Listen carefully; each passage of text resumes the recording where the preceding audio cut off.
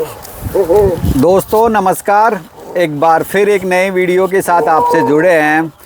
On camera आप जो जानवर देख पा रहे हैं ये एक गुजरी का हर्ड है और अभी जो चीज़ें चलन में हैं उन चीज़ों की झलक आपको इन रेवड़ों में नज़र आएगी। और हम लोग अभी राजधानी के आसपास आ चुके हैं। आप देखेंगे कि बड़ी बड़ी इमारतें और ये बड़े बड़े जो लाइट के पोल हैं ये आपको नज़र आएंगे। और आगे अगर आप दूर तक देखेंगे तो जयपुर के आसपास की जो पहाड़ियाँ हैं वो भी आपको नज़र आ जाएंगे। और इसी कड़ी में हम लोग आपसे मिलाएंगे एक बेहतरीन रेवड़ के मालिक सरदार जी से। तो जुड़ते हैं इनसे और बातें करते हैं। सरदार जी राम राम। राम राम साहब, राम राम। बताओ क्या कहीं मजाम जो ने ठीक है साहब। तो सबसे पहले सरदार जी मैं प्रयास यहाँ करूँगा भाई लोकल लैंग्वेज में बात करा। हाँ बिल्कुल। क्योंकि आमना जो देख वाला चाहिए करीबन आसपास का ही है। बिल्कुल बिल्कुल। तो कुछ है कि हिंदी के साथ मैं लोकल लैंग्वेज को यूज करूँगा और ऑडियंस को अपील है कि चीज़ां समझ लें। तो सरदार जी सबसे पहले आप यहाँ खड़े हैं उस जगह का एड्रेस बताओ।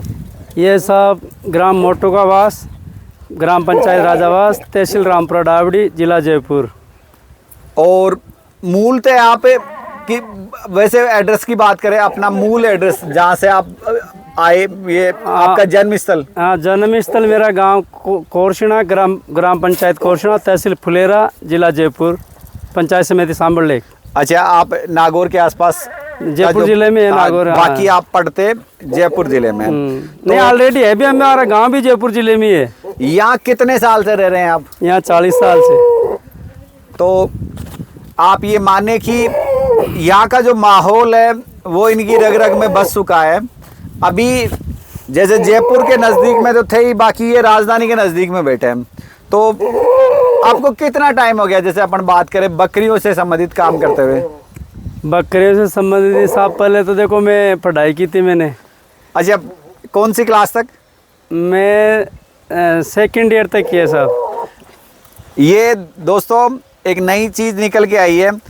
इनकी बिरादरी के जो लोग बाग हैं या इनकी एज के जो लोग बाग हैं उनमें शायद ही आपको कोई ऐसा पर्सन मिले जो सेकंड ईयर यानी यहाँ तक पढ़ा लिखा हो।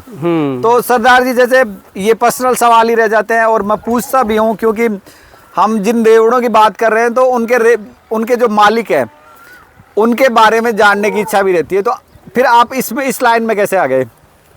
इस लाइन में ऐसे साहब 2003 के अंदर मैं राजस्थान कॉलेज का स्टूडेंट था। 2003 में राजस्थान कॉलेज जो यूनिवर्सिटी से संगठक है। हाँ, संगठक है। फिर पहले हमारे पिताजी चलाते थे। अच्छा। फिर परिस्थिति के अनुसार फिर मेरे को बीच में पढ़ाई छोड़नी पड़ी साहब।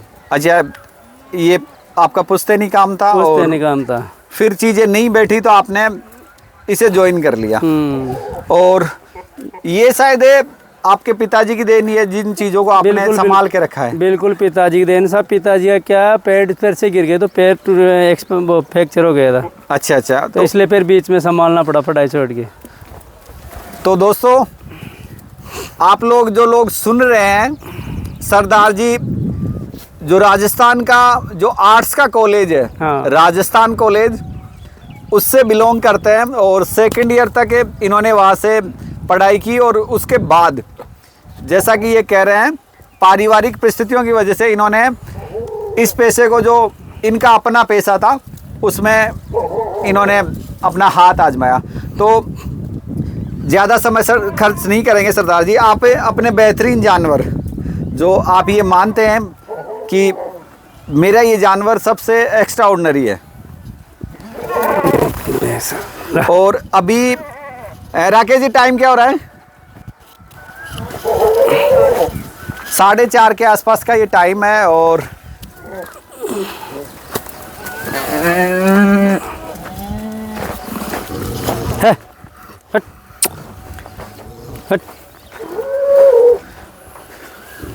ये जो सरदार जी ने पकड़ रखी है, सरदार जी डिटेल क्या है जानवरों की? ये तो सेकंड ब्यावत पे है, ये थर्ड ब्यावत पे। Body weight? Body weight ideal आप देख लो, आपके सामने है साहब। सरदार जी का इधर डॉग है, काफी वफादार है और ये मुझे उस साइड में जाने नहीं दे रहा है। सरदार जी, ये कौन सी नस्ल का है? ये पहाड़ी देहरादून वाला। अच्छा अच्छा, वो जो भोटिया बोलते हैं इसको।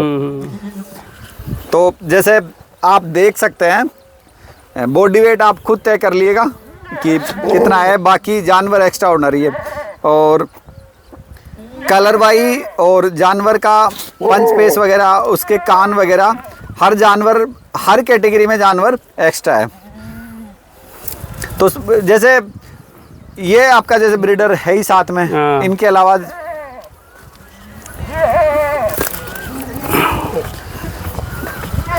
तो सरदार जी जैसे ये जानवर तो देखते ही रहेंगे, ये कॉलेज छोड़ने के बाद भी आपको पछतावा नहीं हुआ क्या? हुआ था साहब, लेकिन परिस्थिति आदमी को कौन से मारे पे पूछा देती है साहब। सबसे बड़ी बात परिस्थिति होती है आदमी। हाँ खैर, कंडीशन बनाती है इंसान को, परिस्थितियाँ। जैसे वो अभी ग्रुप में चल रहा था डार्विन का सिद्धांत, हाँ। वैसे ही है, जैसा इन्वायरमेंट आदमी को मिलता है उसके अकॉर्डिंग उसको व्यवहार करना होता है। बिल्कुल। जैसे आप बातों में अपन भूल गए, ये जानवर जो आपने पकड़ा, मैं दिखा रहा हूँ, वहाँ दिखाता रहूँगा। ये शायद वो पुराना मॉडल है जो गुजरी का शुरू से चलता है। बिल्कुल बिल्कुल।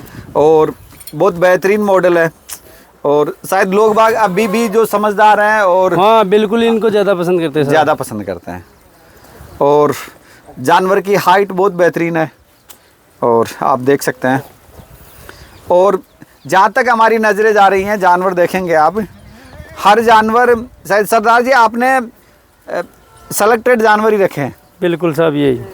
तो जैसे मार्केट की बात करें सरदार जी, तो जैसे आप जयपुर के नज़दीक में बैठे हुए हैं, तो आप इनका मार्केट कहाँ ढूंढ लेते हैं? देखो साहब, मार्केट की बात है, सबसे बेहतरीन काम है आदमी का व्यवहार। अच्छा अच्छा, व्यवहार वार्तालाप अच्छी रहेगी ना तो मार्केटिंग अपने आप ही बढ़ती जाएगी।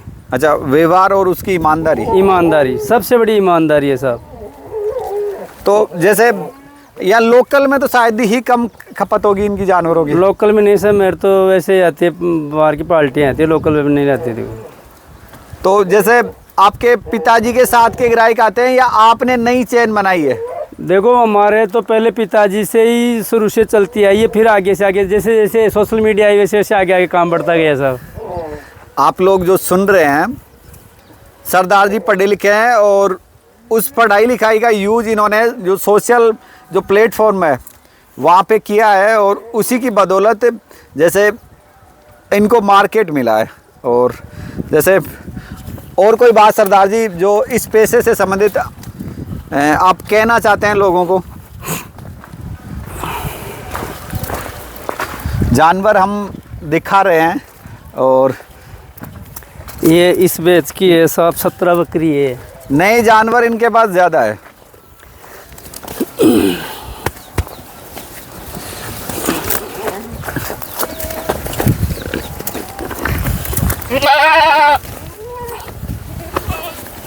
बेहतरीन और बहुत एक्स्ट्रा ऑर्डिनरी जानवर है। जैसे आप सरदार जी, जैसे मेरी बात हुई आपके साथ, तो आप कह रहे थे मेरे जानवर ज़्यादा मोटे नहीं है। बिल्कुल साहब, ये है आपके तो सामने आंखों देखी बात। ये देखो बने हुए हैं जानवर। आप कह रहे थे भाई ज़्यादा बने हुए नहीं है, ये तो बने हुए हैं जानवर। हाँ, तो मैंने बोला साहब आपको, आपने बात की थी जब, मैंने बोला साहब इतने आपको आएंगे मेरे जानवर से मोटे ताज़ा नहीं मिलेंगे आपको। नहीं, फिर भी देखो सरदार जी आपके जानवर बने हुए हैं, और बाकी तो ज़्यादा आप देखो बकरी रहेगी, आप बकरी को भैंस नहीं बना सकते। बिल्कुल सही बात है सर। और जानवर अपने पूरे बॉडी वेट में है, और कोट भी बहुत शानदार है। ये फर्स्ट टाइमर है सरदार जी? हाँ फर्स्ट टाइमर है। अभी लोडेड है या अनलोडेड है? अभी हो गई 10-15 दिन की। अच्छा, इसी सीजन में है। तो जैसे सरदार जी, जैसे मैं बात करूं आपसे कि हम जैसे हमने लाइव देखे हैं जानवर आपके, बहुत बेहतरीन है। तो जैसे कोई पूछे आपसे कि आपके जानवरों में एक्स्ट्रा क्या है, यानी आपके जानवर एक स्पेशल कैटेगरी में कैसे खड़े होते हैं? स्पेशल कैटेगरी में? हाँ भाई, आपके जानवरों में एक्स्ट्रा क्या है जिसकी वजह से आपको मार्केट मिला है? वो यानी आपके जानवरों की विशेषता की बात कर रहा हूँ। विशेषता की बात ये है सर कि एक तो हाइट, लेंथ और इनका बॉडी स्ट्रक्चर। अच्छा अच्छा। और जो ये ईद वाले बकरे पालते हैं ना, हाँ हाँ, उनके लिए सबसे बेस्ट ऑप्शन है साहब, कि इसलिए कि उनका पूरा वजन पैरों पे रहता है। कईयों के पैरों में बैंड पड़ जाता है, वैसे हो जाता है। हमारा भराई का काम होता है, भराई वाले काम वाले में बैंड जैसे वजन डलेगा हाँ, तो बैंड पड़ जाता है। अपने जानवर में आज तक का ऐसा कोई केस नहीं है साहब बैंड पड़ने वाला। जो इनका बॉडी स्ट्रक्चर है ना, ये बहुत मजबूत है साहब। यानी आपने जो जानवर पकड़े हैं उनके पैर मजबूत हैं। बिल्कुल राइट है साहब, कहीं भी ऐसे पैरों में बैंड नहीं है। एक टॉपिक बन जाता है। दूसरा ये कि लोग बाग देखो सबका अलग अलग वो शौक है। हाँ। कई बांट वगैरह, बंटा वगैरह, जो भी पशुहार वगैरह, कोई भी जो दलिया गेहूँ वगैरह कुछ। हम मेरी केवल जो ग्रेजिंग में यानी जो चढ़ने जाती है ना, हाँ। और जो पेड़ के डाली मिलती है, हाँ। इसके अलावा कोई लगाव नहीं। मैं पर्सनली देखो, हो सकता है आप सही करो, मैं नहीं मानूंगा ये चीज। नहीं, मैं बोल रहा हूँ साहब, किसी भी आदमी से जैसे आपके साथ में जो पाठ खड़ी है, हाँ, तो लोग बहुत बेहतरीन चलाते हैं और इतना कवर नहीं कर पाते। नहीं साहब देखो, मैं आप कह रहे हैं जो मेरा क्यों राकेश जी बताओ। जैसे ये राकेश जी भी खड़े हैं, बगैर दाने आ सकता है क्या स्ट्रक्चर? हम लोग देखो, मैं आपको देखो विश्वास ही दिला सकता हूँ। और आप इस बात के लिए इस बात के लिए आप तहकीकात कर सकते हो।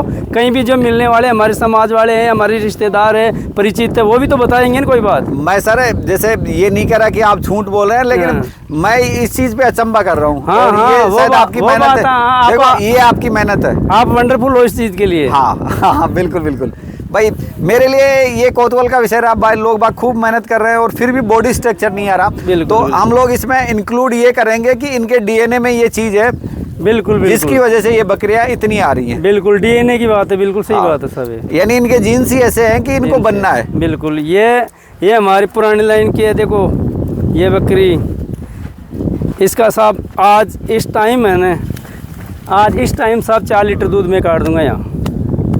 गजब की बात है। और आप देखेंगे जानवर में इतनी ब्यूटी नहीं है, बाकी उसका स्ट्रक्चर और अगर मिल्किंग है तो बहुत बेहतरीन है।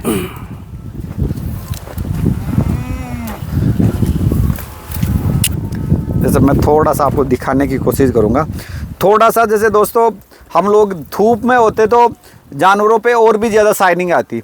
हम लोग अभी जैसे आप देखेंगे कि ये बबूल की जो छांव है उसमें खड़े हैं और ये सरदार जी ने पकड़ रखी है। तो सरदार जी, जैसे ये चीज़ तो आपने बता दी भी, आपकी बकरियों में ये विशेषता है। बिल्कुल। अगर मैं पर्सनली आपसे पूछूं कि एक अच्छी बकरी की क्या विशेषता है, तो वो क्या बताएंगे आप? देखो, अच्छी बकरी की वैसे तो देखो साहब, एक मैंने भी पढ़ा है और आपने भी पढ़ा होगा कि इसको कहते हैं गरीब की गाय। गरीब की गाय, बिल्कुल सही है। आज के टाइम में तो ये शायद ये जो अध्ययन पार्ट में है या नहीं, लेकिन आप और हम पढ़े थे जिस टाइम में था ये बात। बिल्कुल। और ये पैसा उन्होंने ही पकड़ा था जिनके पास आय के कम स्रोत थे, गरीबी तबके से, तो उसका उनका कार गुजारा, उनका पालन भरण पोषण परिवार का कर लेते थे। बिल्कुल बिल्कुल, ये है ऐसा।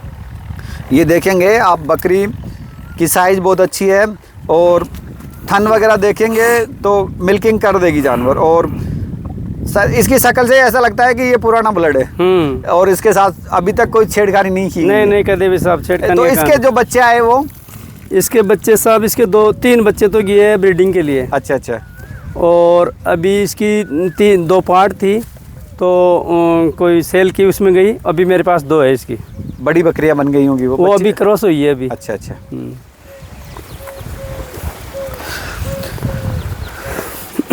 तो ये थे सरदार जी और उनका रेवड़। बहुत बेहतरीन बकरियां इन्होंने पाली है और साथ में वो बकरियां जो ग्रेजिंग मोड में रहती हैं, वो बकरियां जो बहुत बेहतरीन प्रदर्शन दे रही हैं। और अगला पार्ट हम इनके जो ब्रीडर हैं उनको रखेंगे और बताएंगे कि एक बेहतरीन जो डीएनए होता है या जो एक बेहतरीन लाइन होती है वो कैसे अपने आप को दोहराती है। तो आप लोग इतनी देर से हमारे साथ जुड़े रहे, इसके लिए बहुत बहुत धन्यवाद। नेक्स्ट मिलेंगे एक नए वीडियो के साथ और एक नए कंटेंट के साथ। जय हिंद, जय भारत।